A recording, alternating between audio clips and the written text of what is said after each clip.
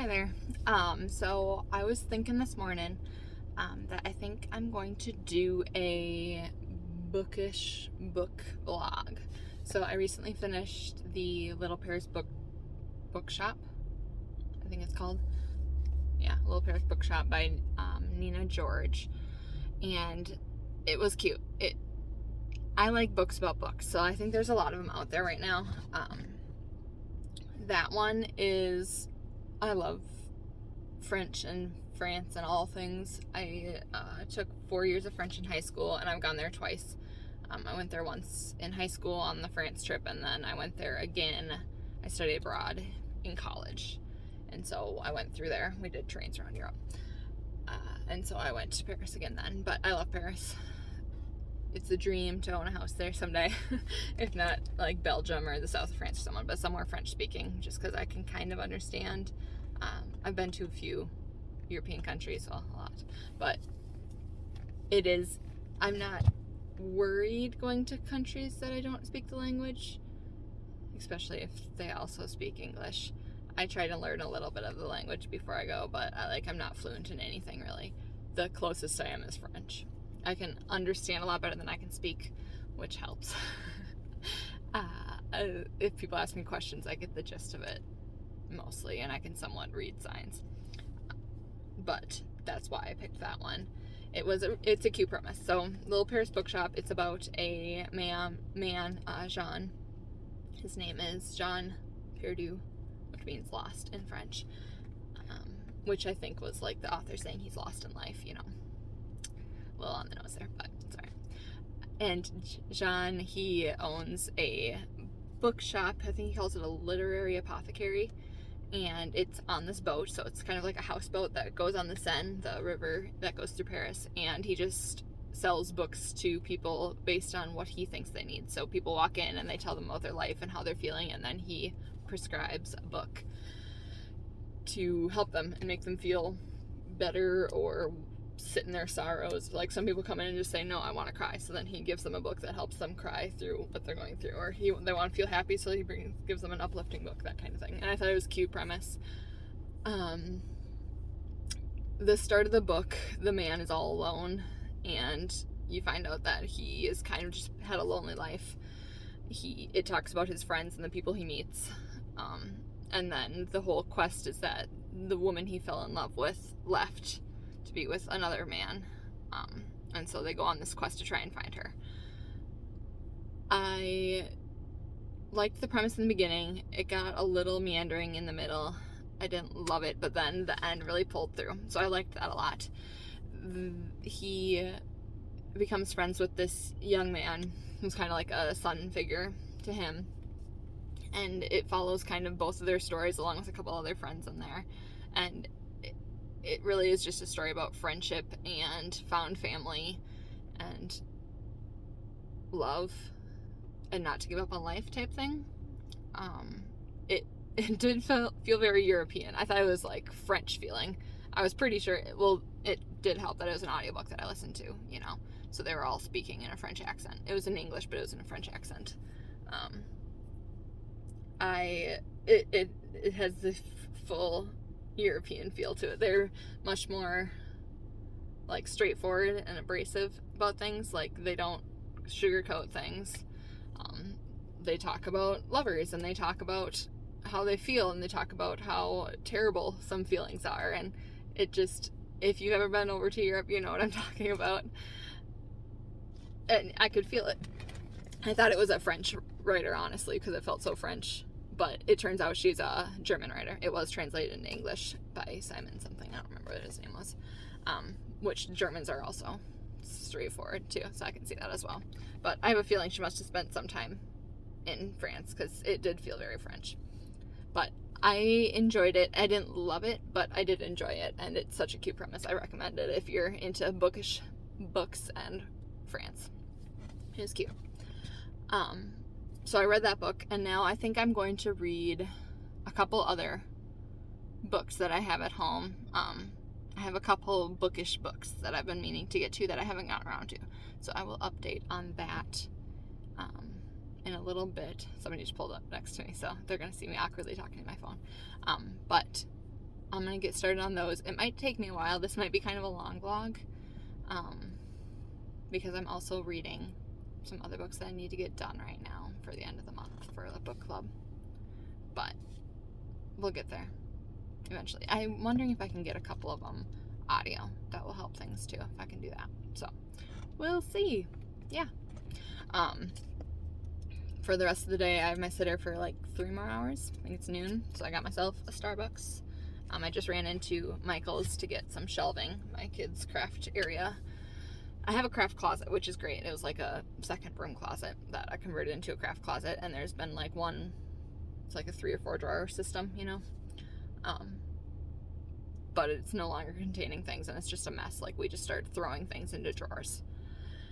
So I got a taller unit that can go inside that has drawers that slide out. So hopefully that will help things. I don't know. They're into crafts again. They're 4 and 2. So they like to be independent, but they're not ready to like clean up and be independent yet. So we'll see if this works out. So I'll probably build that system, do some reading, drink my coffee. I'm going to go get some lunch. Jersey Mike's maybe.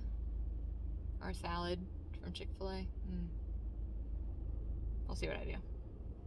But anyways, yeah, reading vlog.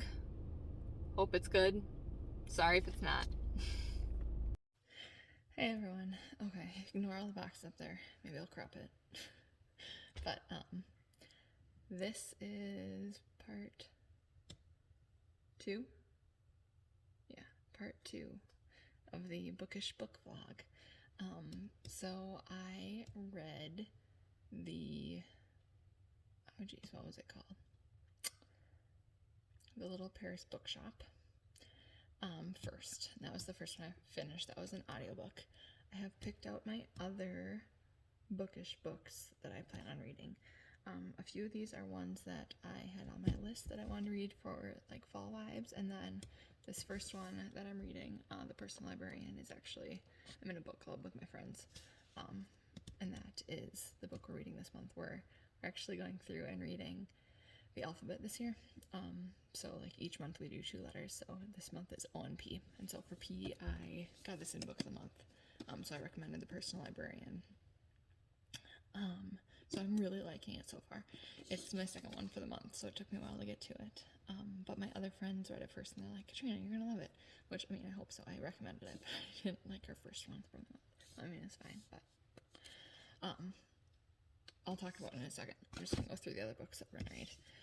The Echo of Old Books by Barbara Davis. Yeah, Davis. This one is about a book dealer who can like feel books and emotional fingerprint, and so she feels 2 books that are kind of like long lost loves, and it's kind of like a romantic book story. So we're gonna give it a try. This one's a little bit chunkier, but we'll see how many of these I get through. Yeah, 400 and some pages. I'm gonna try and get through as many as I can and not make this vlog too long. Inkbud Sister Scribe, I've heard good things about. Another book of the month one, and another one of my friends wanted to borrow after me. This one is about 2 sisters, I believe, and a magic book comes to them, and they have to find out, their father suddenly dies, and they have to discover their family's past based on this magical book that they have. Atlas Paradox was book number 2 to the Atlas 6, which I really enjoyed. Some people don't like it. Very morally great characters, brought to the Library of Alexandria to learn all history and magic. And it's a little bit spicy, like 1 or 2 sex scenes in the first one, but it's definitely taking a turn. Like, there's a whole nother level of magicalness going on, and Atlas is kind of like a curious character that we don't know much about. And so I think we'll find out about who he is and what exactly he's been doing to mess with everyone in the second book. And then the last one is The Stolen Book of Evelyn Aubrey. This was a buy one, get one 50% off, apparently. Love those sales at Barnes & Noble. I've had this one for like a year or something. It's been on my shelf, but I was like, perfect timing. And this one is like a 2 timeline story. One is in England in 1898, and the other is California in 2006. And it's just about women's identities and literary secrets, and like, can you discover what happened in the past to your past family? So yeah, that will be those. I felt like there was one more. Oh yeah, I was debating throwing in. We'll see if I get to this one, The Secret Society, because it's another dark academia book that was on my fall list. Dark academia is sometimes bookish. I don't know if this one is or not, but I might throw it in there. I might not. We will see. But anyways, I've been working on this one. I'm almost halfway through. So this one is about, what's her name? Belle DaCosta Green is what she goes by. She was originally born as Belle Marion Greener. So she is a woman who grew up in 1920-ish. Yeah, it's right around the Great Depression.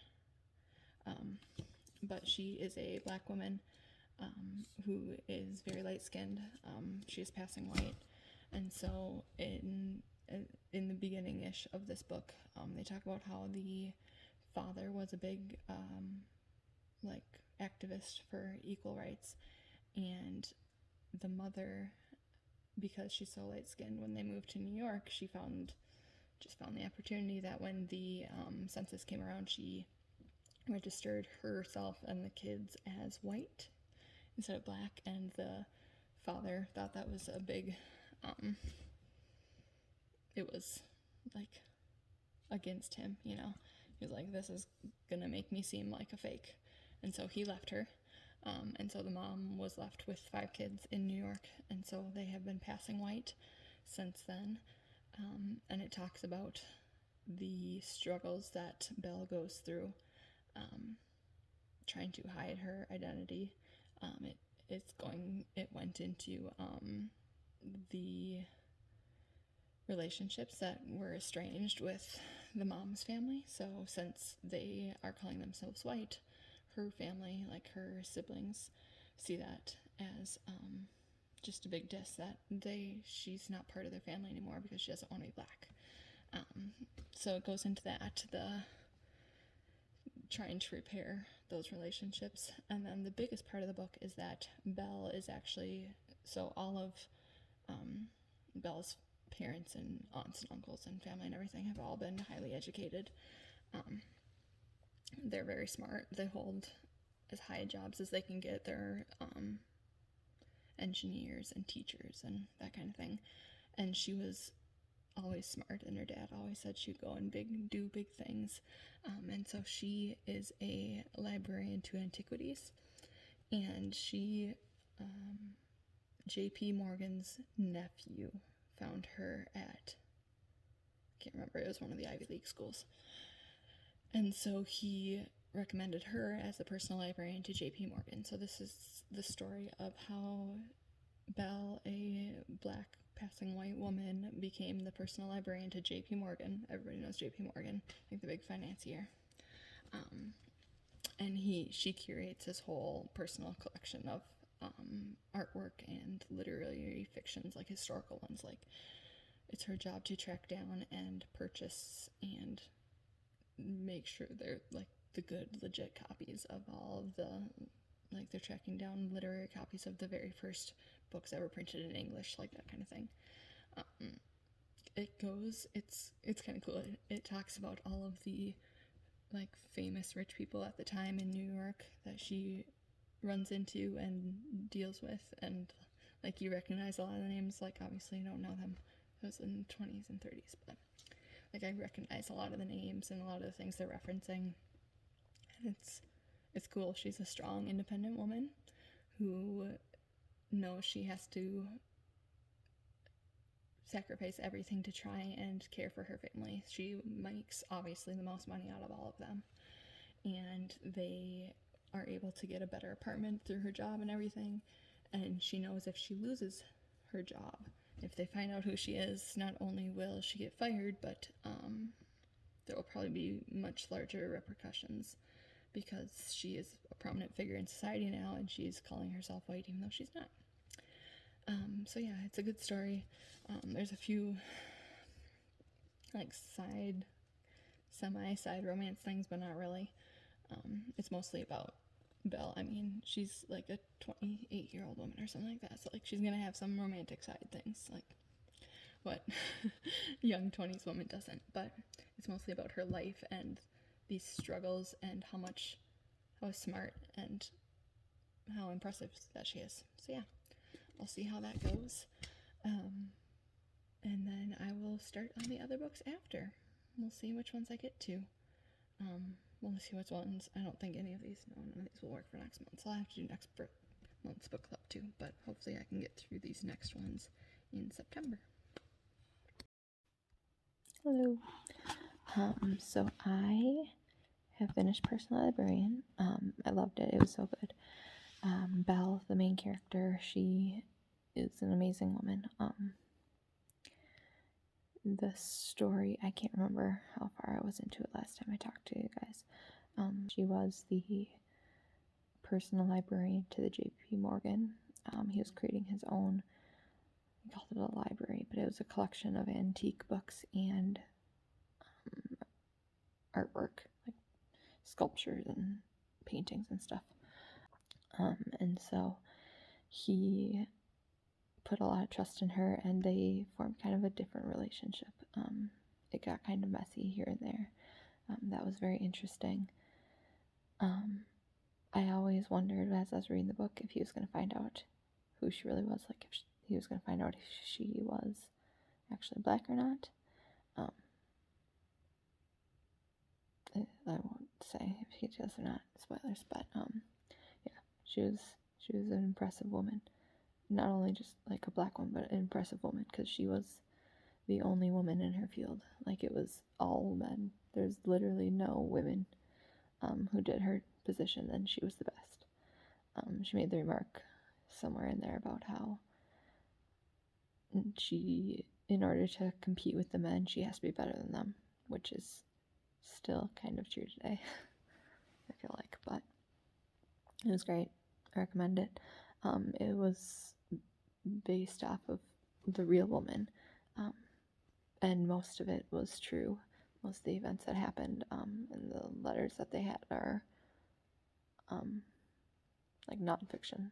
And then they just tied in some, like, you know, how she might have been feeling, or some little side conversations. But most of it is based off of real fact, and there are so many people and references in there and occasions that you'd recognize, with like the financials of the U.S. and what J.P. Morgan was dealing with, and his financial aspects, and then all of the high society people that they met were all referencing famous people that we all know.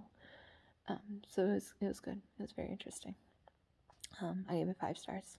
I recommend if you like historical fiction bookish books, or if you're looking for more literature on like a fictional side of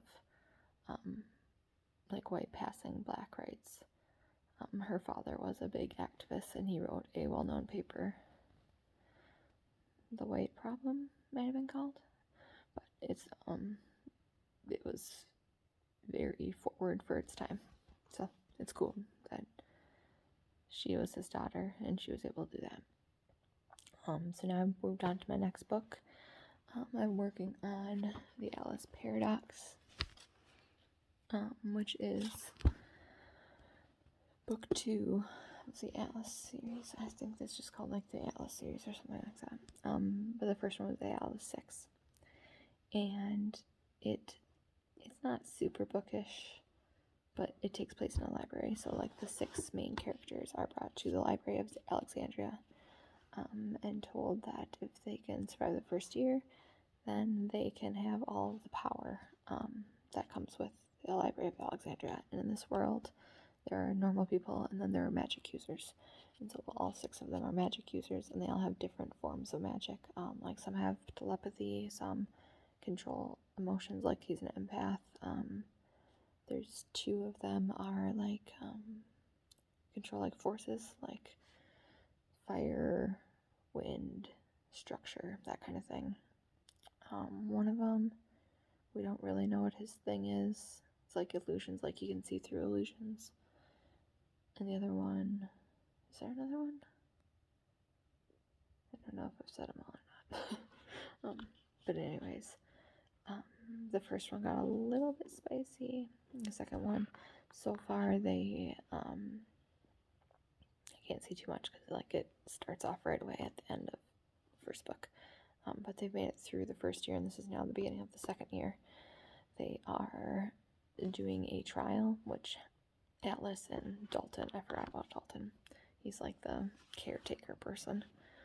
And Atlas is like the headmaster type person. And they're doing like an initiation. They're like, yeah, you made it through the first year, now you're initiated. And they're like, sit in this circle of chairs and it won't kill you, but it can do anything else. And they're all like, excuse me, what? But so far, like half of them done it. It seems like they're kind of like pinning them against each other. Dalton goes behind them and like they pass out, and then they see I don't know, like a fake version of themselves, like astral projection type thing of themselves, and then they encounter each, like one other person, one of the six, and they kind of like pit them against each other, and they're kind of like manipulating. So they all know there's a reason behind it, but they don't know the reason right now. And I'm sure it'll just get more and more confusing. And yeah, I can't really talk about the other things that are happening because it depends on the end of the last book.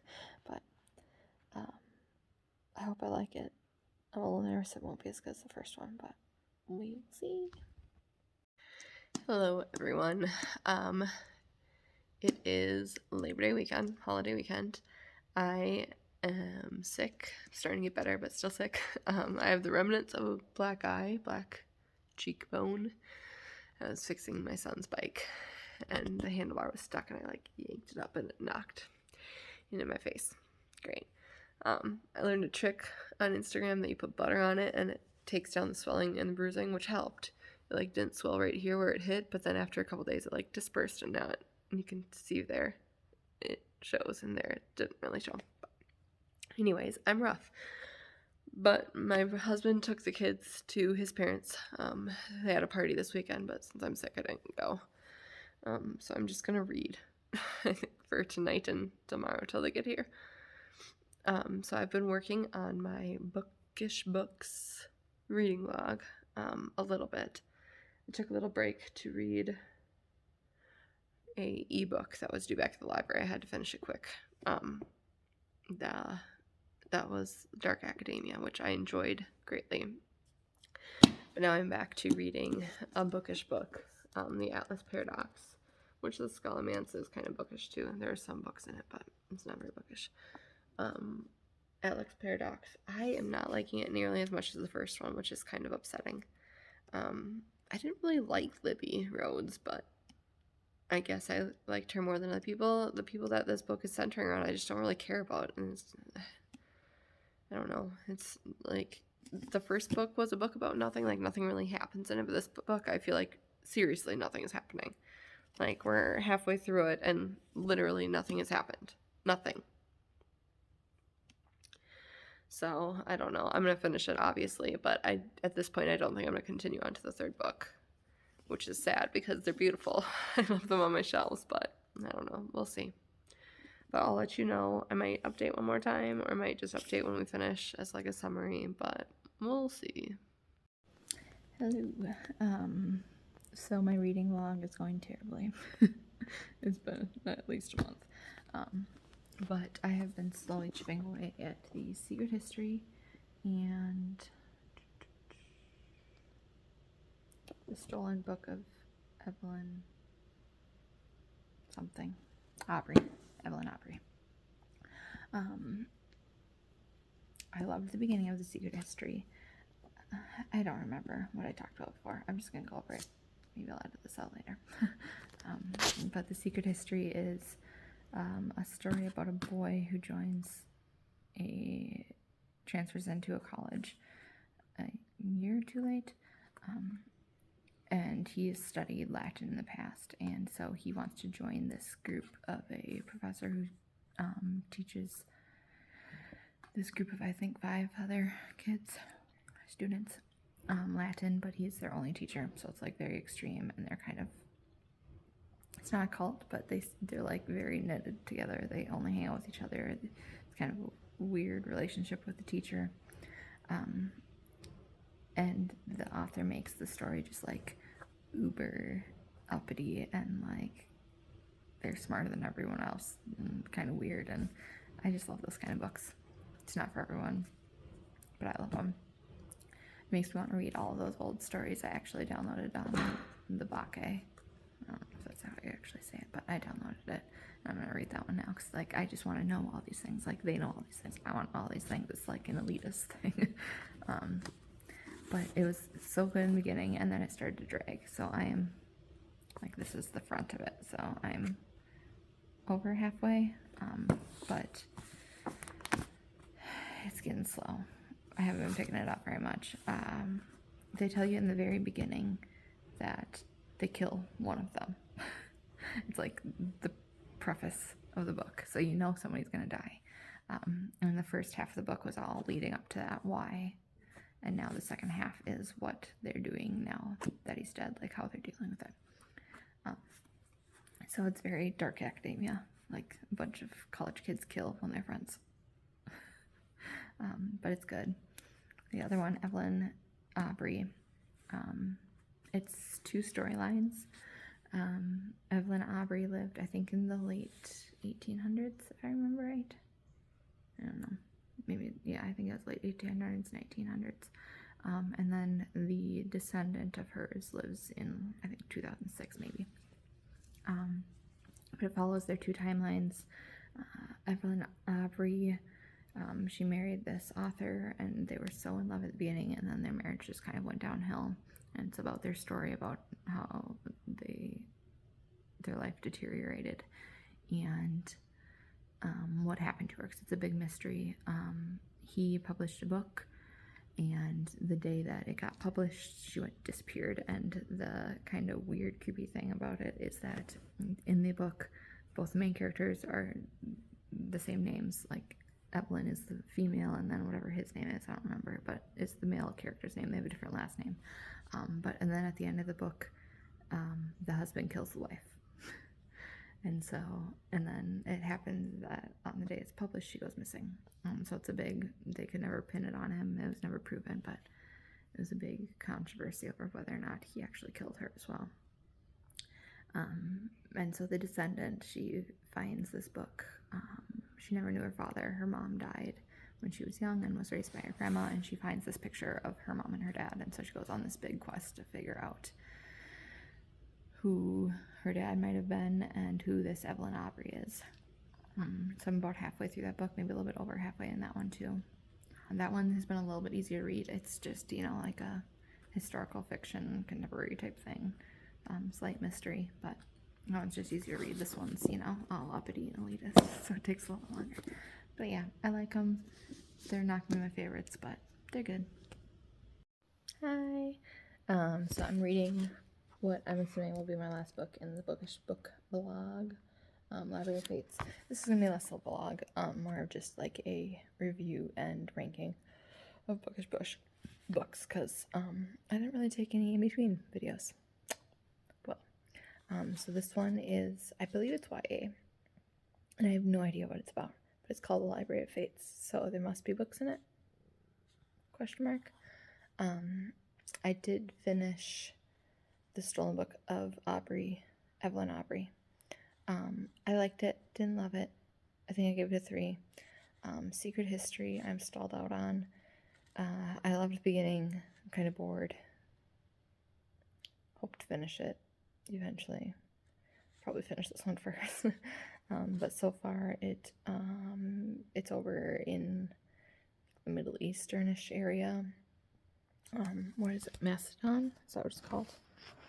I'm not gonna find it fast. Yeah, Macedon is where it takes place. I think some of the cities or countries in here they reference are real, but I don't think it's like a real life based on anything real. I think it's just a imagined fictional story. But this girl is a princess in her small kingdom, and I'm on page 16, so like not very far at all. But a king is coming to propose to her. He already sent his proposal ahead of time or whatever. And so he is coming to have the father either accept the proposal or deny it, which means he will probably take over their kingdom. So he has been, he's whatever the great, whatever his name is. I haven't like gotten the names locked into my head yet. You know what I mean? Sikander. Sikander the Great is what they call him right now. He just took over. Since he's been a ruler, he's taken over a bajillion countries. And so now he's on his way over to either marry her, or if they deny him, they have a feeling that he will, like, invade their kingdom. So the father feels very conflicted, but he is putting the kingdom before his daughter, because that's what he believes is important. She's accepting of that fact. The mother, we don't really know much about her. It's talked about in the first couple pages how she wishes he told her more, but she doesn't know really anything about her. It sounds like the father and this king knew each other when they were in college together, and they've also introduced Arjun, who is, Aditi is the name of the main character, but Arjun is her longtime best friend since childhood that is male, obviously. I have a feeling it's kind of like could have become a love interest, but now she's probably going to be married off to this older king to be part of his harem. So, yeah, we'll see how it goes, and we'll see. Hopefully, it's good. Yeah. Okay, I don't know what I was talking about. Aditi. That's not her name. It's Amrita. I don't know. Everyone. Okay, so I'm going to wrap up the bookish book vlog that I've been doing. It's taken me a couple months, honestly. I have a real life book club that I do once a month with my friends. We do 2 books a month, and then I have also been just reading some fallish books, and so the bookish books are dark academia-ish, most of them. And so I do like reading those in the fall, but there's just other ones that aren't bookish at all that I decided to read. So it took me a little bit, and I didn't get through my whole list that I put at the beginning of the video. I'll tell you which ones I didn't read. I thought about reading a couple of them just to see if I loved them, because I didn't love these. It kind of feels like a failure of a vlog, honestly. There's only one that I loved, and I thought I was going to love a lot more of them. But I'm just kind of booked out at this point. So I think I'm going to save those for a different day. I'll probably read them in the future at some point, but yeah, I'll go through them. I ranked them through my opinion. I will list the stars that I gave them. Yeah. And then I did put together a small list of bookish books that, dark academia books, whatever you want to call it, that I did actually really love. In case none of these sound great to you, because they weren't great to me, there's some that I actually do love. So the Little Paris Bookshop was the first one that I listened to. That one, I liked it. I gave it a 4-star, apparently. I don't remember it being that good. I wonder if it was a 3.5 that I rounded up to a 4. But that one was good. I finished The Stolen Book of Evelyn Aubrey. In this vlog, I'm pretty sure I give summaries as I go along reading them and some feelings. I don't remember which ones I finished up on. So I'll do a quick summary now, but I'm pretty sure I summarized this one. I gave this one what did I do for this one? Stolen Book. A 3.5 out of /4. I rounded up to a 4 out of 5. I liked it. There were some things that were just meh about it, but I liked it overall. Personal Librarian, this one was my favorite. This one I gave 5 stars to. It's a historical fiction bookish book. Some slight romance just because she's a woman in her 20s, but I love this one. She was a incredible woman. I went on about it for a long time, so I won't again. But yes, this was my favorite. 5 stars. Secret History. This one makes me really sad. I loved the beginning of it. Loved it. It was like a 5-star book for the first 200 pages, and then in this center section of it, it got so long and boring and unnecessary. Like I think it's over it's like 550 pages, and it could have been like 300. Like you could have cut out at least 100 pages out of the center. It wrapped up good, so I still gave it a 3.5 or 4, like rounded up to a 4. I still recommend it if you like bookish books and kind of like uppity. It's about these kids who go to a private college, and they're taking these classes that all they take is classes from one teacher who teaches them Latin, and they're just very extreme in their views, and it says in the very beginning one of them gets killed. And so you're like kind of following along at what happens to these kids as they go along their college career. It's messed up and dark academia at its best, minus 100, 200 pages in the middle. So I do recommend it. It does get very boring.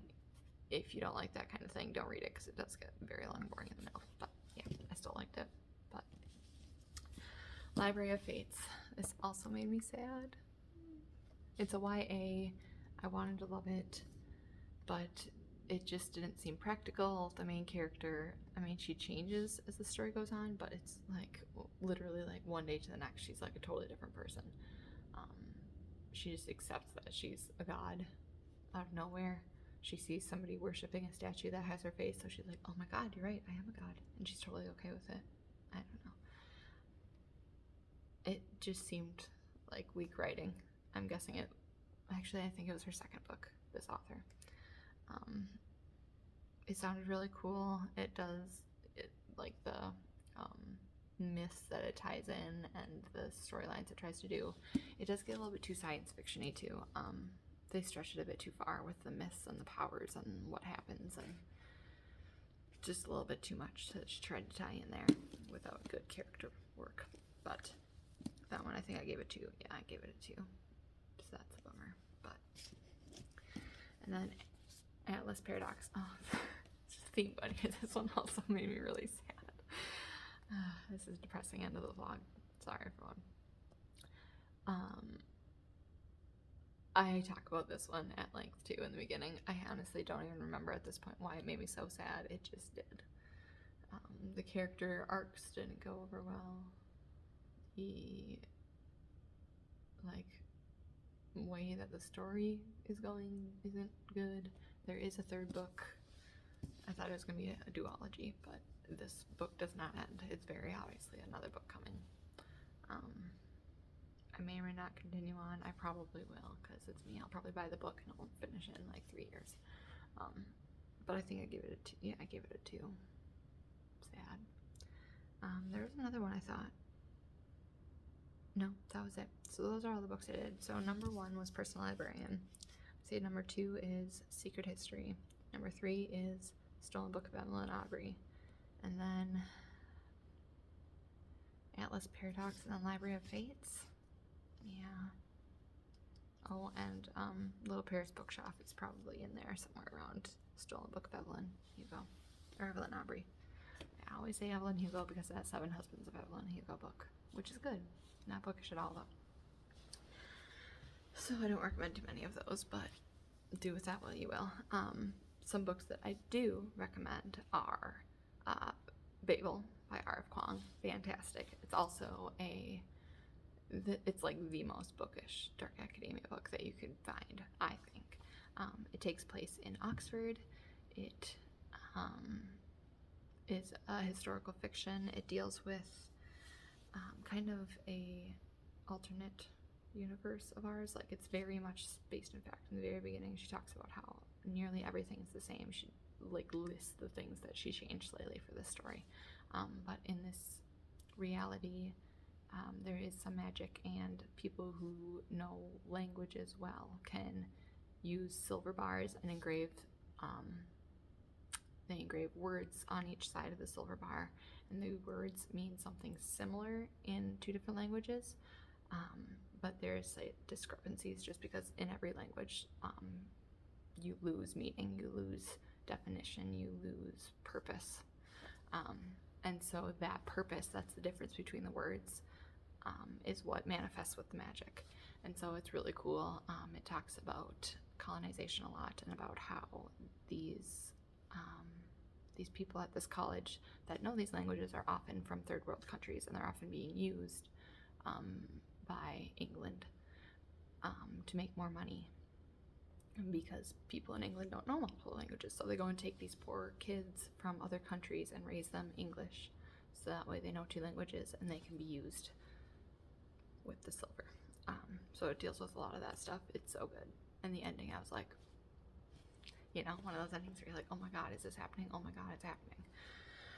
It's good. Read it. I don't have it with me. I borrowed it to a friend. But next one is The Deadly Education, which is the Scholomance series. There's 3 of them. Very bookish, dark academia again. It's more of a like upper YA feel, but it's good. It deals with people who, if there was wizards and magic in real life, they are hunted down by Maleficaria, I believe they're called, but they're just like magical monsters that want to eat children that can't do full magic yet. And so all the kids are sent to this school, the Scholomance, where they learn how to do magic, and it's like every man for himself. The freshmen get eaten alive because they don't know magic. They have to, on graduation day, at the end of their 4th year, like senior year, they have to run through this like basement of the school where all of the Maleficaria are waiting to eat them all, and whoever can make it out the doors goes back into the real world and like lives happily ever after. So it's entertaining. It's fun. I recommend those. I listen to those actually. They're pretty good audiobooks. And then the last one is actually The Atlas Six, which is a really good book. I loved this book, which is why Atlas Paradox made me so sad. But if you're one of those people that's okay with stopping after a book, I highly recommend this one.